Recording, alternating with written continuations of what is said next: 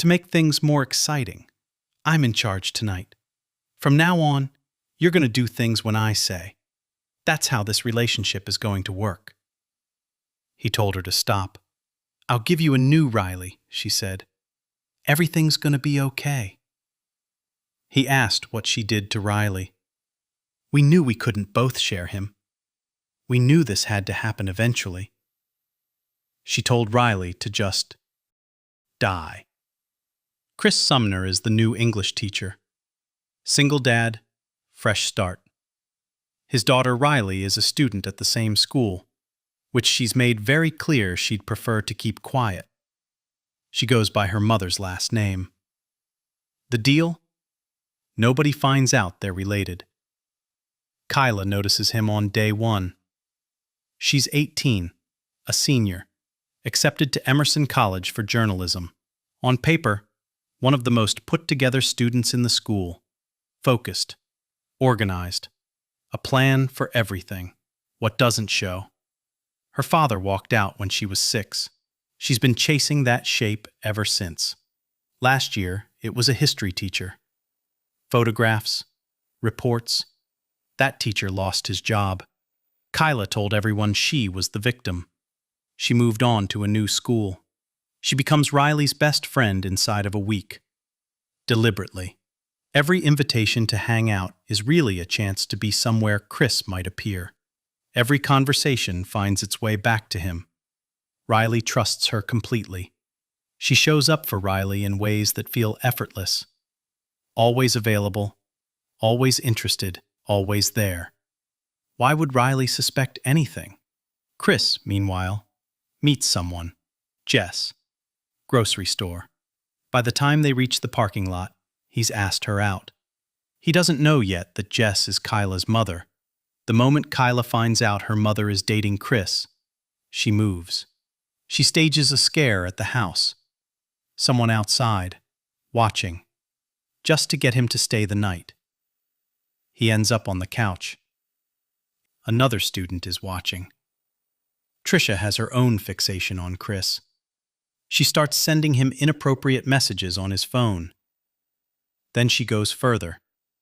She digs up Kyla's photos from the history teacher situation and spreads them around school. It's designed to destroy Kyla's reputation. Jess sees the messages on Chris's phone. She doesn't know a student sent them. She ends the relationship. Chris has no way to explain what's actually happening without making everything worse. Kyla watches from a distance and says nothing. She's barely dressed and acts entirely unbothered. She engineers moments alone in his car. She pushes against every line without quite crossing one, counting on him being too unsettled to name what's happening directly. And at some point, in his office, something happens that he immediately regrets. Kyla calls it the best night of her life. He calls it a mistake. Riley's birthday. Chris is there. Kyla is there. At some point, Riley walks into a room in her own house and finds her best friend alone with her father. Too close. The moment impossible to misread. She stands in the doorway. She doesn't say anything. She doesn't need to. Chris tells Kyla it's over. Whatever she's convinced herself is happening, it isn't real. And then, the line. Of course she's more important than you. He means Riley. She confronts Kyla. Kyla's response, delivered without flinching, "We're in love." Calm. Certain. Chris sits down with Riley. After her mother left, he says, something broke in him that never fully healed. He's been lost. He let things happen that he should have stopped. There's no excuse. He just needs her to understand that the person she saw is not who he wants to be. No one is worth losing you over. She doesn't forgive him. Not tonight. But she stays. Kyla tracks Tricia down and wants answers.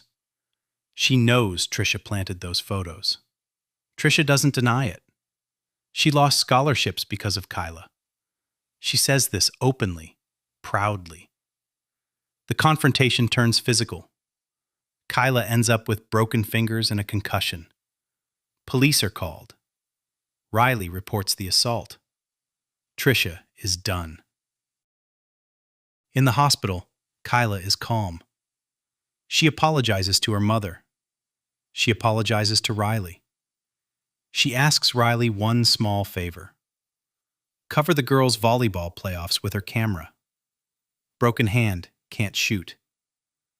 Riley agrees. For the team, not for Kyla. Then Riley leaves. It's just Chris and Kyla. She smiles.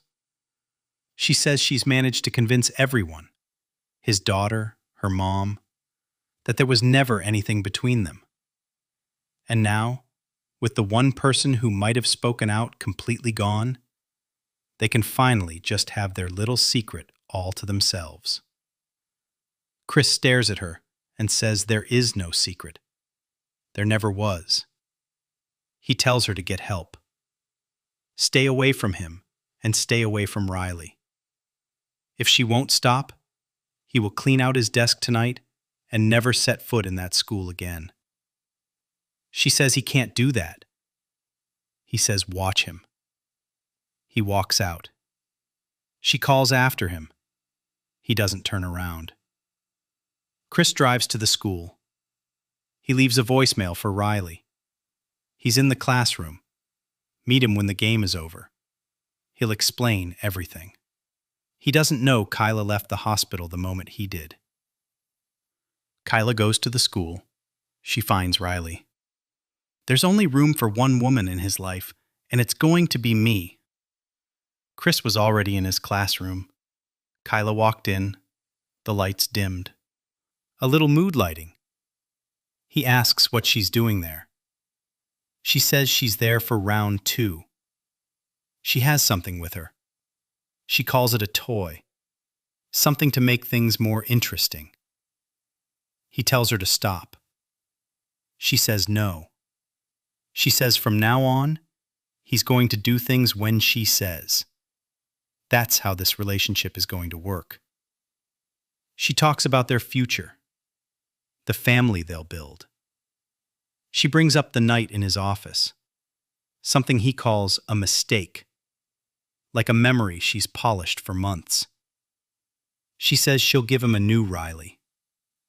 He asks what she did to Riley. Chris pushes back. They fall. He ends up on the floor. He doesn't get up. The school janitor hears something. He comes into the classroom, finds Kyla on the floor, and leaves to get help. In the hallway, he runs into Riley. She tries to warn him. Too late. Kyla steps out from behind and takes the janitor down. Sorry, this event is invite only. Riley is face to face with her. You're a monster. Where's my dad? He's having a little rest. We can't have you disturbing him. Riley runs. Kyla chases. You can't hide from me! And catches her in the school's photo studio. They fight there. This time Riley doesn't run. Come on, Riley. We knew we couldn't both share him. We knew this had to happen eventually. Riley puts her down. I'm not sorry. I know. Sirens outside.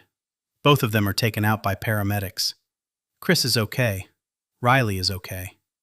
Later, a different school, a different desk. Chris is finishing his syllabus. Riley appears in the doorway, first day of college.